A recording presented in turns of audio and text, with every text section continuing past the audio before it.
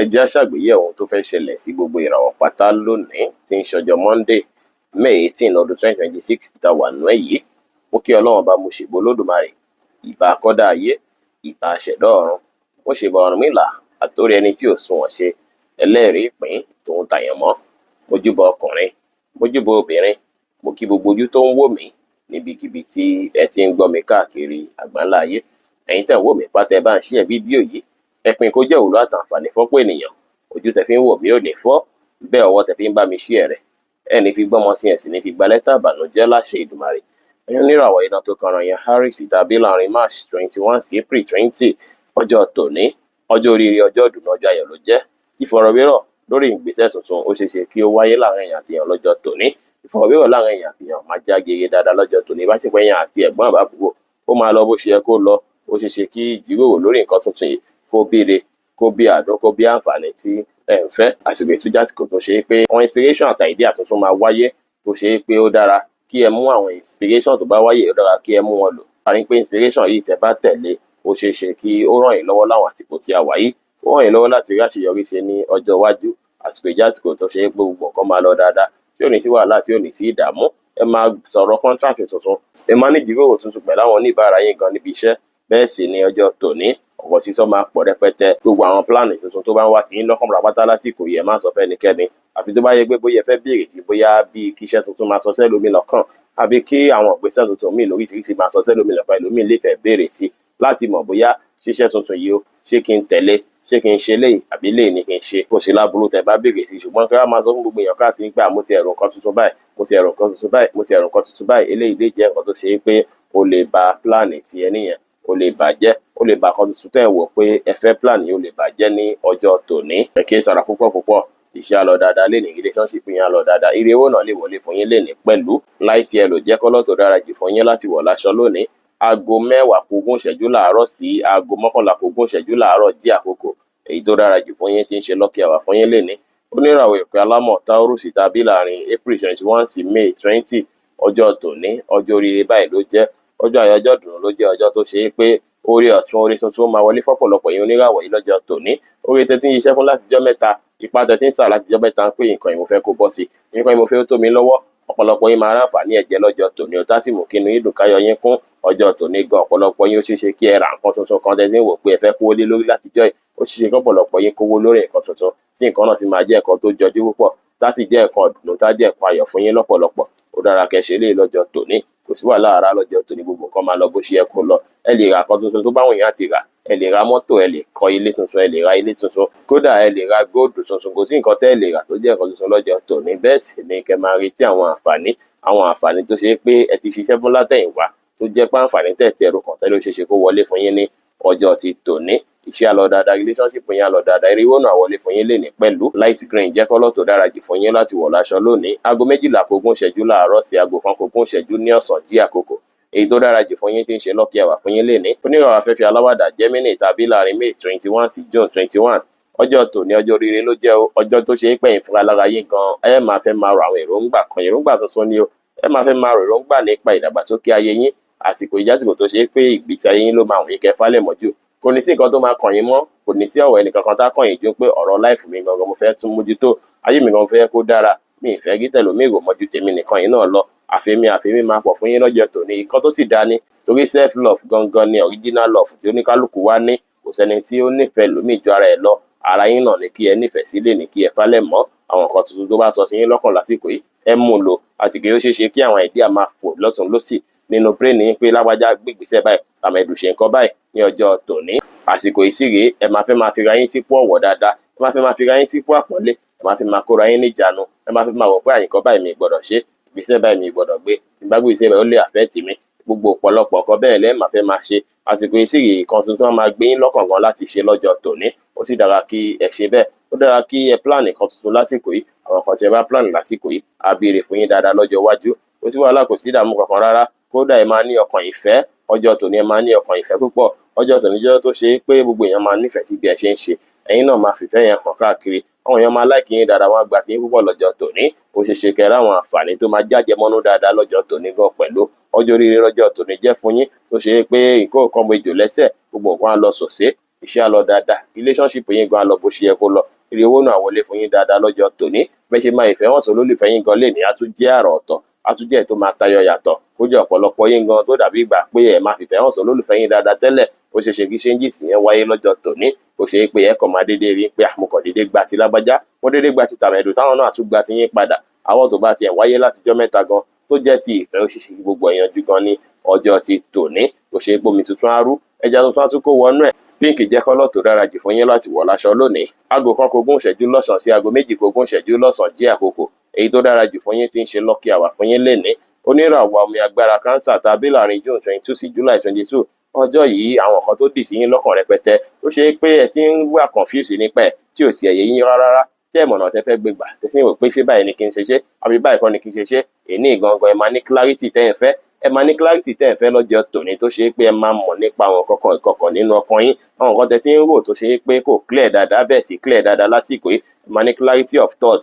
Àsìkò yìí ẹ máa gba ìmísí tuntun, ó ṣe ṣe kí ọ̀pọ̀lọpọ̀ yín gba ìmísí kí ẹ ríran nípa nǹkan tuntun lọ́jọ́ tòní, kí ẹ ríran nípa ìgbésẹ̀ tuntun tẹ́ fẹ́ gbé, kódà ẹ lè lálàá nípa nǹkan tó fẹ́ ṣẹlẹ̀ láwọn ọjọ́ tàn wò lọ́kàn ìgan. Ọ̀pọ̀lọpọ̀ yín lè lálàá tó bá ṣe gbẹ́ jẹ́ni tó ń lálàá dáadáa, ọ̀pọ̀lọpọ̀ yín lè lálàá tó ṣe pàlà náà máa sì wá sí ìmúṣẹ ní kíákíá ní ọjọ́ ti tòní. Ọjọ́ tòní ọjọ́ ìmísí ló jẹ́, ọjọ́ tá a máa ṣe bí ìgbà pé kẹ́kọ̀ọ́ dá wà, bí ìgbà pé kẹ́ má bẹ́nikẹ́ni ṣe ló máa rí, bí ìgbà pé kẹ́kọ̀ọ́ dára láti máa ronú nípa láìfún yín. Ọ̀pọ̀lọpọ̀ yín dára kí ẹ dá wà lọ́jọ́ tòní, kí ẹ bẹ́lẹ̀dá yín sọ̀rọ̀, kí ẹ meditate, kí ẹ jókòó lẹ́yìn nìkan, kí ẹ mí sókè, kí ẹ mí wálẹ̀, kí ẹ mí sókè, kí ẹ mí wálẹ̀, kí ẹ ṣe bẹ́ẹ̀ continuously, bóyá fún bí nǹkan bíi 20 times. Tẹ́ bá ṣe bẹ́ẹ̀ níbi tó dákẹ́ rọ́rọ́, àwọn inspiration kan bẹ́ẹ̀ sì sọ̀kalẹ̀ sínú mind yín tó ṣe pé a máa tọ́ yín sọ́nà, ó ṣe ṣe káwọn ò bẹ́ẹ̀ sì sọ sí yín lọ́kàn pé lágbájá báyìí ni kò ṣe, tàmẹ́dù fọkànbalẹ̀ ọ̀nà tó yẹ kó tọ̀ lélẹ̀ tó sì jẹ́ pé àwọn ò tó sọ sí yín lọ́kàn yẹn, òun lẹ́nu láti mú ní ọ̀rẹ́ àpàpàǹdodo lásìkò yìí. Àwọn ló fẹ́ tọ́ yín sọ́nà fáwọn ìrìn àjò tẹ́ fẹ́ rìn lásìkò yìí o, torí àsìkò yìí nǹkan tó bá sọ fún yín ẹ tẹ̀lé bẹ́ẹ̀, 100% assurance wà lórí nǹkan tó bá sọ fún yín pé tẹ́ bá tẹ̀lé nǹkan tóun tó ń sọ sí yín lọ́kàn yìí bá sọ fún yín á padà ẹ̀pù yín tó ṣe pé abíkígbèsè ayé yín kó ní ìtẹ̀síwájú. Iṣẹ́ á lọ dáadáa lè ní relationship yín á lọ bó ṣe yẹ kó lọ, ire owó náà máa wọlé fún yín lè ní. White jẹ́ kọ́lọ̀ tó dára jù fún yín láti wọ̀ láṣọ lónìí. Aago 6 kọjá 30 ìṣẹ́jú láàárọ̀ sí aago 8 kù ìṣẹ́jú 15 láàárọ̀ jí àkókò èyí tó dára jù fún yín tí ń ṣe lucky hour fún yín lénìí. Oníràwọ̀ iná tó gbóná rírì Leo tàbí láàrin July 23 sí August 22. Ọ̀pọ̀lọpọ̀ yín lọ́jọ́ tòní ẹ máa gbáradì kalẹ̀, ọ̀rẹ́ tuntun kan ń bọ̀ o, olólùfẹ́ tuntun kan ń bọ̀ lénìí gangan. Ẹni lè jẹ́ bí ọ̀rẹ́ lásán tó ṣe pé ìbáṣepọ̀ yín tó bá pẹ́ tó bá yóò lè padà wá dé nǹkan tó ṣe pé ẹ máa wọnú ara dáadáa, tó bá dé ọjà jẹ́ńdà yín ni ó ṣe ṣe kí ọ̀rẹ́ lásán yẹn kó dìpò dáadáa tó bá yá kó fẹ́ padà di olólùfẹ́ fáwọn mìíràn yín, ṣùgbọ́n lámọ̀dájú ẹ mọ̀dájú pé ọ̀rẹ́ tuntun kan máa wọnú ìgbésí ayé yín lọ́jọ́ tòní. Ọ̀rẹ́ tuntun yẹn jọ máa jíròrò, ẹ sì jọ ní nǹkan tí ẹ jìjọ ṣe fún ìgbà pípẹ́. Àsìkò rere àsìkò yìí jẹ́ láàrin ẹ̀yin àti àwọn ọ̀rẹ́ yín, omi tuntun á rẹja tuntun á kó wọnú ẹ̀. Àwọn tó ṣe é pé ẹ̀ ń wò pé bóyá issue wà láàrin tẹ́lẹ̀ abẹ́ fi bẹ́ẹ̀ máa bá sọ̀rọ̀ dáadáa tẹ́lẹ̀, ẹ̀ tún máa bára yín sọ̀rọ̀ padà lásìkò yìí. A ṣe ń bí ìgbà pé kí ẹ bá wọn jíròrò nípa nǹkan tuntun. Àwọn ọ̀rọ̀ yìí wọ́n á fẹ́ ṣe nǹkan tuntun gan fún yín, ọ̀pọ̀lọpọ̀ wọn máa fẹ́ ṣàdúrótì fún yín. Ẹ̀yin tẹ́ wà níbi iṣẹ́ gan máa rí support àwọn colleague yín dáadáa lọ́jọ́ tòní, ó sì ṣe ṣe kí àwọn àǹfààní tuntun kó dìde láti àyíká àwọn ọ̀rẹ́ yín ní àsìkò yìí. Àsìkò yìí àsìkò oríire ló jẹ́ láàrin ẹ̀yin àti àwọn ọ̀rẹ́ yín. Ó dára kẹ́ spare time láti lò pẹ̀lú àwọn ọ̀rẹ́ yín lọ́jọ́ tòní. Àsìkò tẹ́ bá lò pẹ̀lú wọn ìyá jẹ́ tó ṣe pé ó ṣe ṣe kí ẹ kọ́ àwọn kankan bí ọgbọ́n tuntun kan látara nǹkan tó rẹ́ kan bá sọ lẹ́nu tó ṣe pé á ràn yín lọ́wọ́ guide yín dáadáa fún àsìkò tí a wà yìí. Kò sí wàhálà rárá, ẹ free mind yẹn bá gbogbo èèyàn ṣe lọ́jọ́ tòní. Iṣẹ́ á lọ dáadáa, relationship yẹn á lọ dáadáa, ire owó náà máa wọlé fún yín lọ́jọ́ tòní pẹ̀lú. Sky blue jẹ́ kọ́lọ̀ tó dára jù fún yín láti wọ̀ láṣọ lónìí. Ó dára púpọ̀ kí ẹ̀yin àti ìyànjọ ṣiṣẹ́ papọ̀ yín team, ẹ jọ gbọ́ ara yín ṣiṣẹ́ lọ́jọ́ tòní. Ó dára kẹ́ ẹ ṣe bẹ́ẹ̀ ju kẹ́yìn nìkan dá ṣiṣẹ́ yín lọ lọ́jọ́ tòní. Oníràwọ̀ Gemini ni ò gbọ́dọ̀ dáṣẹ́ pọ̀ pẹ̀lú èèyàn rárá lọ́jọ́ tòní, ṣùgbọ́n ẹ̀yin tẹ́ jẹ́ Leo yìí ẹ lè dáṣẹ́ pọ̀ pẹ̀lú èèyàn lọ́jọ́ tòní. Bí bára yín ṣe fípawọ́pọ̀ ṣe nǹkan lọ́jọ́ tòní ó jẹ́ nǹkan tó ṣe pé ó máa bí oore á ràn yín lọ́wọ́ dáadáa ní ọjọ́ tòní. Sky blue jẹ́ kọ́lọ̀ tó dára jù fún yín láti wọ̀ láṣọ lónìí. Aago 8 kù ìṣẹ́jú 15 ní àárọ̀ sí aago 10 láàárọ̀ jí àkókò èyí tó dára jù fún yín tí ń ṣe lucky hour fún yín lénìí. Oníràwọ̀ erùpẹ̀ funfun Virgo tàbí láàrin August 23 sí September 22 ọjọ́ tòní. Omi tuntun á rọ ìyá tuntun á kó wọnú ẹ̀, àìdíà tuntun á sọ̀kalẹ̀ sí yín lọ́pọlọ nípa ọ̀rọ̀ iṣẹ́ yín. ipò yín láwùjọ máa tún tayọ yàtọ̀, àwọn èèyàn máa tún pọ́n yín lé sí dáadáa lọ́jọ́ tòní. Ọjọ́ oríire ló jẹ́. Ẹ̀yin tẹ́ jẹ́ kọ́ńtrátọ̀ ẹ máa gba kọ́ńtrátì tuntun lọ́jọ́ tòní o. Ọ̀pọ̀lọpọ̀ yín máa fi kọ́ńtrátì tuntun lọ̀ yín, tàbí kó ṣe é pé wọ́n máa promise yín ní kọ́ńtrátì tuntun pé tó bá dọ̀la yìí kó wá bá mi lọ́fíìsì kájọ jíròrò nípa kíní báyìí fẹ́ gbé iṣẹ́ ìkalẹ̀, báyìí fẹ́ bẹ̀rẹ̀ iṣẹ́. Ẹ̀yin tẹ́ jẹ́ kọ́ńtrátọ̀, mo kí n kú oríire, ẹ máa ríṣẹ́ gbà lásìkò èyí tó jẹ́ iṣẹ́ tuntun. Ẹ̀yin tẹ́ sì jẹ́ oníṣẹ́ ọwọ́ náà, wọ́n á gbé iṣẹ́ tuntun wá fún yín pé lágbájá bá wa ránṣẹ́ yìí, lágbájá bá wa ṣe style báyìí ní ọjọ́ ti tòní. Ọ̀pọ̀lọpọ̀ yín lẹ máa rí ire tuntun ní àyè iṣẹ́ yẹn. Tẹ́jọ́ oníṣẹ́ ìjọba náà, ẹ ṣe prayer dáadáa, ó ṣeé ṣe kí promotion tuntun kó wáyé, tàbí kó ṣe é pé ìrẹ́pọ̀ tó tún dánmọ́rán kó tún wáyé láàárín ẹ̀yin àti ọ̀gá yín tó lè fún yín ní higher chance láti dàgbàsókè nídìí iṣẹ́ yín ní ọjọ́ tòní. Ọjọ́ oríire lọ́jọ́ tòní jẹ́ fẹ́yìn oníràwọ̀ ìpẹ́ funfun Virgo, pàápàá láàyè iṣẹ́ yín. Gbogbo iṣẹ́ tẹ́ bá ń ṣe ó máa tún bẹ̀rẹ̀ sí ní ìdàgbàsókè, ìyàtọ̀ máa tún bẹ̀rẹ̀ sí wáyé díẹ̀díẹ̀ lọ́jọ́ tòní. Àwọn kan tó dàbí ìgbà kó ti dá dúró láti jọ́ mẹ́ta ní orí iṣẹ́ yín, ó ṣeé ṣe kí yàtọ̀ tún wáyé. Ọ̀pọ̀lọpọ̀ yín tún lè láìdíà nípa iṣẹ́ tuntun sí, ẹ tún lè láìdíà nípa ọ̀nà tẹ́ tún lè gbé gbà tíṣẹ́ yín máa tún fi ní ìdàgbàsókè, àsìkò yẹn lè fi bẹ̀rẹ̀ iṣẹ́ tuntun. Gbogbo ẹ̀yin tẹ́ ń wò pé ẹ̀ ń wá iṣẹ́ pátápátá, ẹ sa ipá yín lọ́jọ́ tòní. Ó ṣeé ṣe kí wọ́n pè yín fún interview lénìí, tàbí kí ẹ rí iṣẹ́ tuntun gbà lọ́jọ́ tòní. Ẹ sì lè ẹ̀yin tẹ́ sì ń wò pé ẹ fẹ́ gbé ìgbésẹ̀ tuntun, ẹ bẹ̀rẹ̀ iṣẹ́ tuntun lọ́jọ́ tòní, kò sí wàhálà. Iṣẹ́ tẹ́ bá dáwọ́lé lénìí pẹ̀lú ògo ti Ọlọ́run bá, ẹ máa ṣàṣeyọrí lórí ẹ̀ tó máa lọ smoothly bó ṣe yẹ kó lọ, tí ò ní sí ìdíwọ́, tí ò ní sí ìdènà kankan lórí ẹ̀. Ẹ rí dájú pé ẹ ṣe bí a ti ṣe sọ yìí. Ọjọ́ tòní ọjọ́ tó dára ló jẹ́. Iṣẹ́ á lọ dáadáa, relationship yín á lọ dáadáa, iye owó náà wọlé fún yín dáadáa lénìí. Grey jẹ́ kọ́lọ̀ tó dára jù fún yín láti wọ̀ láṣọ lónìí. Aago 10 láàárọ̀ sí aago 12 kọjá ìṣẹ́jú 15 ní ọ̀sán jí àkókò èyí tó dára jù fún yín tí ń ṣe lucky hour fún yín lénìí. Oníràwọ̀ afẹ́fẹ́ má rí mi fín Libra tàbí láàrin September 23 sí October 22. Ọjọ́ tòní ọjọ́ ayọ̀, ọjọ́ ìdùnnú ló jẹ́. Ọjọ́ tó ṣe é pọ̀pọ̀lọpọ̀ yín ẹ máa rìnrìn àjò tó jọmọ́ ìrìn àjò tuntun ní ọjọ́ tòní. Ọ̀pọ̀lọpọ̀ yín máa travel lọ́jọ́ tòní. Travel yìí ó ṣeé ṣe kí ó fún yín ní àwọn àǹfààní tuntun tó ṣe é pé àwọn àǹfààní tẹ́ tí ń wá láti ọjọ́ mẹ́ta ó ṣeé ṣe kí ẹ rí látara ìrìn àjò ní àsìkò yìí. Ìrìn àjò tẹ́ fẹ́ rìn lásìkò yìí, ìrìn àjò oríire ló jẹ́. Ìrìn àjò tó lè mú oore tuntun dání, ìrìn àjò tó lè mú àǹfààní tuntun dání ni. Ìrìn àjò èyíkéyìí lọ́jọ́ tòní kò sí wàhálà, kò sí ìdààmú. Bí kò nǹkan méjì lẹ́sẹ̀ bí kíbi tẹ́ bá lọ ẹ máa lọ rí, ẹ sì máa bọ̀ rí. Ó dára kẹ́ jáde lọ láti lọ wọ oore lénìí. Ó dára kẹ́yìn tẹ́ jẹ́ Libra jókòó sílé lénìí láì ṣe ohunkóhun. Ọ̀pọ̀lọpọ̀ yín sì rèé, ẹ máa nímọ̀ nípa nǹkan tuntun lọ́jọ́ tòní o.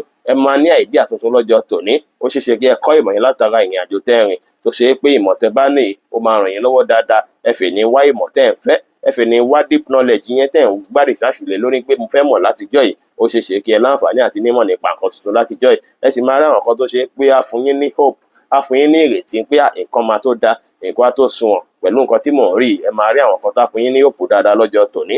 Ọjọ́ oríire lọ́jọ́ tòní jẹ́ fẹ́yìn oníràwọ̀ yìí o.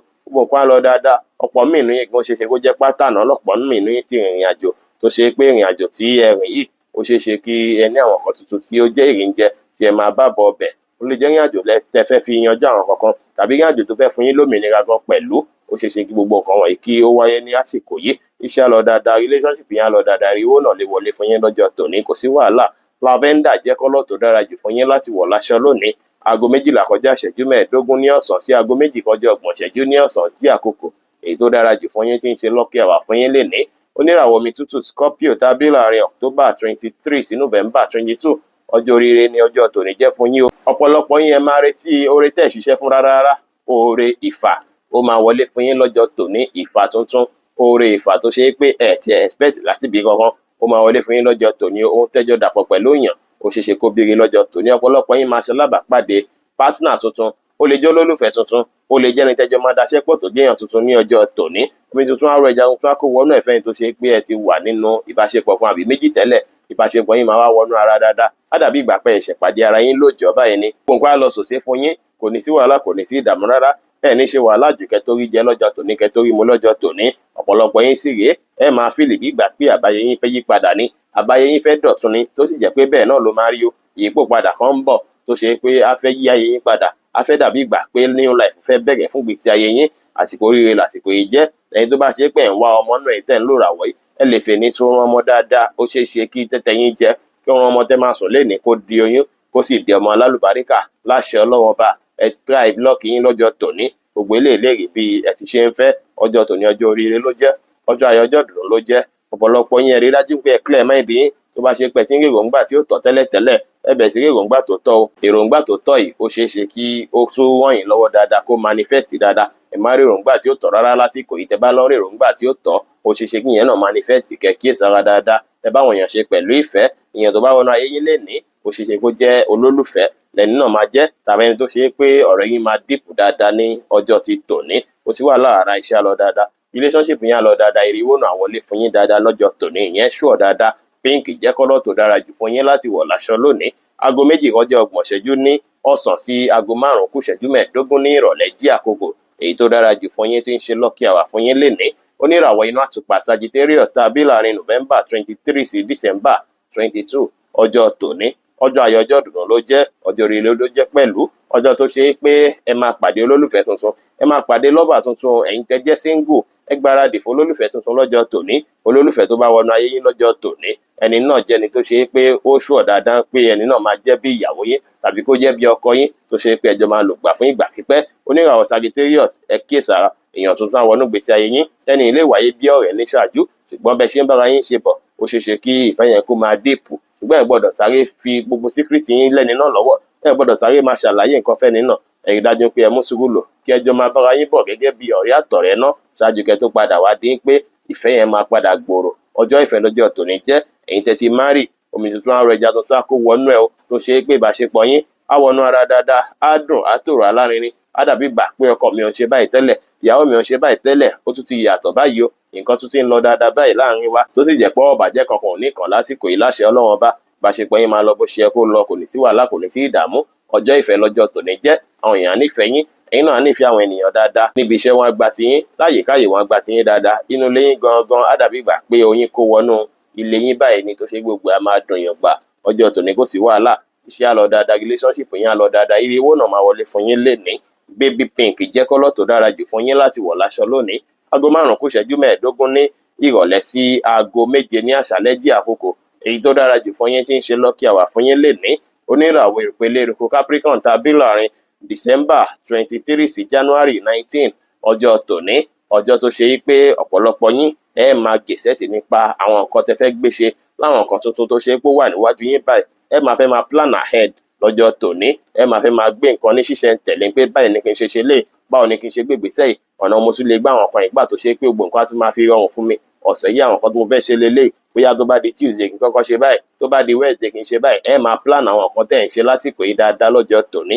Ó sì dára kí ẹ plan ẹ̀ bẹ́ẹ̀. Gbogbo plan tẹ́ bá ní, ó jẹ́ nǹkan tó ṣe pé ó máa ràn yín lọ́wọ́, á jẹ́ kí nǹkan tún rọlẹ̀ fún yín. Ọ̀pọ̀lọpọ̀ yín ẹ máa welcome àwọn iṣẹ́ tuntun lọ́jọ́ tòní. Ẹ máa láwọn task tuntun tẹ́ fẹ́ gbé ṣe ní ààyè iṣẹ́ tàbí níbikíbi lọ́jọ́ tòní. Kódà ẹ̀yin tẹ́ wà nílé gan, ó ṣeé kó jẹ́ pé ní láwọn yín láti ṣàwọn iṣẹ́ kan tó jẹ́ àwọn iṣẹ́ tuntun. Ọwọ́ yín máa fẹ́ dí díẹ̀ lọ́jọ́ tòní pẹ̀lú àwọn nǹkan tuntun tí ẹ fẹ́ máa gbé ṣe. Ọjọ́ tòní jẹ́ tó ṣe pé ẹ gbọ́dọ̀ rush pàtàkì rárá, ẹ sì gbọ́dọ̀ procrastinate. Ẹ lè fẹ́ ní fúrúgbìn, ẹ lè fẹ́ ní bẹ̀rẹ̀ nǹkan tuntun kékeré tẹ́ wù yín láti bẹ̀rẹ̀. Ẹ lè fi bẹ̀rẹ̀ iṣẹ́ tuntun gan pẹ̀lú, kò sí wàhálà, kò sí ìdààmú. Ẹ̀yin tó sì jẹ́ pé bóyá ìlera ti ń bá fínra látijọ́ mẹ́ta, ìlera ara yín á tún bẹ̀rẹ̀ sí jí pépé padà. Ẹ máa bẹ̀rẹ̀ sí feel alright nígbà àyíkan tún yàtọ̀. Ìlera ara mi ti ń jí pépé, ara mi ti ń nà, mo ti ń feel pé àlàáfíà ti ń dé díẹ̀díẹ̀. Gbogbo eléyìí máa wáyé lọ́jọ́ tòní. Gbogbo àwa lọ bó ṣe yẹ kó lọ, tẹ́ bá plan dáadáa, iṣẹ́ á lọ dáadáa, relationship yẹn á lọ dáadáa, ire owó náà máa wọlé fún yín tẹ́ bá tẹpá mọ́ṣẹ́ dáadáa lọ́jọ́ tòní. Bíìjì jẹ́ kọ́lọ̀ tó dára jù fún yín láti wọ̀ láṣọ lónìí. Aago 7 ní àṣálẹ́ sí aago 9 kù ìṣẹ́jú 15 ní àṣálẹ́ jí àkókò èyí tó dára jù fún yín tí ń ṣe lucky hour fún yín lénìí. Oníràwọ̀ afẹ́fẹ́ oníbìnú Aquarius tàbí láàrin January 20 sí February 18 ọjọ́ tòní. Ọjọ́ ayọ̀, ọjọ́ ìdùnnú, ọjọ́ ìrọ̀rùn, ọjọ́ ìfọ̀kànbalẹ̀ ló jẹ́. Ẹ máa gbádùn dáadáa lénìí, ẹ máa gbafẹ́ dáadáa lénìí. Enjoyment báyìí á ṣubú lu enjoyment lọ́jọ́ tòní ni. Gbogbo nǹkan tó máa fún ẹ̀yin náà ní ìdùnnú báyìí lẹ́ẹ̀ máa wá bẹ́ẹ̀ fẹ́ ṣe lọ́jọ́ tòní. Àwọn nǹkan ìdùnnú pọ̀ tẹ́ máa rí lọ́jọ́ tòní. Oore ìdùnnú á wọlé fún yín dáadáa lọ́jọ́ tòní. Ọjọ́ tòní ọpọlọ yín máa jí pépé, ẹ máa wà very creative. Àwọn èèyàn sì gba ti yín dáadáa. Gbogbo nǹkan tẹ́ bá gbélé pátápátá àtàjẹrẹ báyìí ló máa lọ. Àwọn èèyàn máa like ẹ̀ dáadáa. Ohun tẹ́ bá fọwọ́ bà á dún, ìtẹ́ bá lé ọwọ́ yín máa tó lọ́jọ́ tòní. Ètí ẹ bá ti ń wò pé yẹn kíní yìí o, mo fẹ́ fọwọ́ fà, ọwọ́ yín máa tó. Gbogbo ìtẹ́ bá ń ṣe lọ́jọ́ tòní, gbogbo èèyàn pátá ló máa like ẹ, àtọ̀gá, àtàrà ilé, àtàrà ibi iṣẹ́, wọ́n á like ibẹ̀ ṣe ń ṣe lọ́jọ́ tòní. Wọ́n á like vibe yín. Ẹ̀yin náà àwọn èèyàn kẹ́ bá àwọn èèyàn ṣe pẹ̀lú ẹ̀fẹ̀, pẹ̀lú àwàdà lọ́jọ́ tòní. Mood swing yín ò ní dàbí rárá lọ́jọ́ tòní o. Gbogbo mood yín bí ìgbà pé kẹ́ bá àwọn èèyàn ṣe, kódà àwọn ọ̀pọ̀lọpọ̀ yín kẹ́ bọ́mọdé jíròrò, kẹ́ bọ́mọdé ṣe dáadáa lọ́jọ́ tòní. Ó dára kẹ́ wà ní ìdùnnú, kẹ́ wà láyọ̀, tẹ́ bá ṣe dunnú sí lénìí lẹ ṣe máa róore gbámú sí, tẹ́ bá ṣe wà láyọ̀ sí lénìí lẹ ṣe máa ráǹfààní jẹ sí lọ́jọ́ tòní. Gbogbo nǹkan á lọ bó ṣe yẹ kó lọ, ẹ máa wà very very creative, skill yín máa dìde. Àwọn talent tó jẹ́ hidden talent tó ṣeé ṣe kẹ́ tún discover lọ́jọ́ tòní, àwọn nǹkan tẹ́ bá wá mọ̀ ní talent ní nǹkan kan ni ẹ lò lórí iṣẹ́ yín, ẹ lò lórí nǹkan kí nǹkan, kí gbogbo nǹkan lè lọ bó ṣe yẹ kó lọ lọ́jọ́ tòní, kẹ́ lè rí gbámú dáadáa lọ́jọ́ tòní. Ọ̀rọ̀ yín á dàbí ògo tuntun lọ́jọ́ tòní tó ṣe gbogbo èèyàn ló máa gba tiyín lénìí, kò wá ní sí wàhálà, kò ní sí ìdààmú, iṣẹ́ á lọ dáadáa, relationship yín á lọ dáadáa, ire owó náà máa wọlé fún yín lọ́jọ́ tòní. Yẹ́lò jẹ́ kọ́lọ́ tó dára jù fún yín láti wọ̀ láṣọ lónìí. Aago 9 kù ìṣẹ́jú 15 ní àṣálẹ́ sí aago 11 kù ìṣẹ́jú 15 ní àṣálẹ́ jí àkókò èyí tó dára jù fún yín tí ń ṣe luckiest hour fún yín ní ọjọ́ tòní.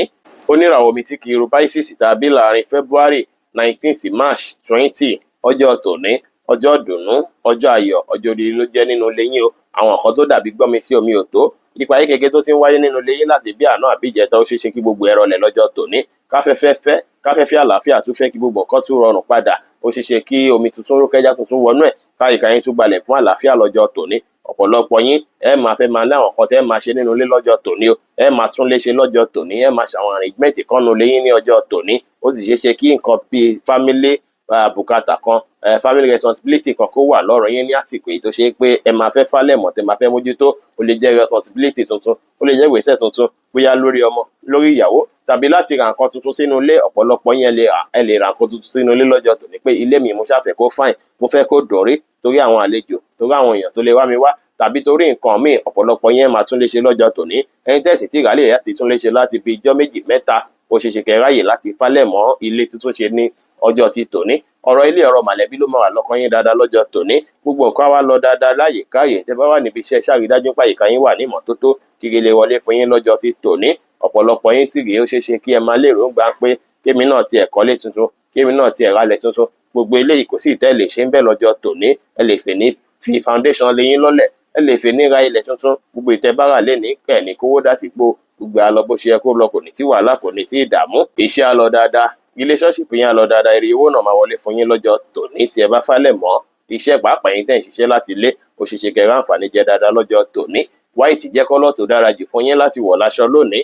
Aago 4 kù ìṣẹ́jú 15 ní ọ̀sán sí aago 5 kù ìṣẹ́jú 15 ní ìrọ̀lẹ́ jí àkókò èyí tó dára jù fún yín tí ń ṣe lucky hour fún yín lénìí. Bí ó ṣe jẹ́ nìyẹn fún gbogbo orúfẹ́ ìràwọ̀ 12 tó wà pátá. Ẹ̀yin tẹ̀ wò mí pátá, ẹ má gbàgbé pé Ọlọ́run bo Olódùmarè nìkan lọ́ba tó ní ìmọ̀ jùlọ. Ẹ̀yin tẹ́ fẹ́ ṣèwádìí onírúurú láǹfààní àti kàn sí wa ní WhatsApp 09033897161. Ire gbogbo á jẹ́ tiwa lónìí, lọ́sẹ̀ yìí, lóṣù yìí àti ní gbogbo ọjọ́ ayé wa láṣẹ Ìdùmarè. Ire o.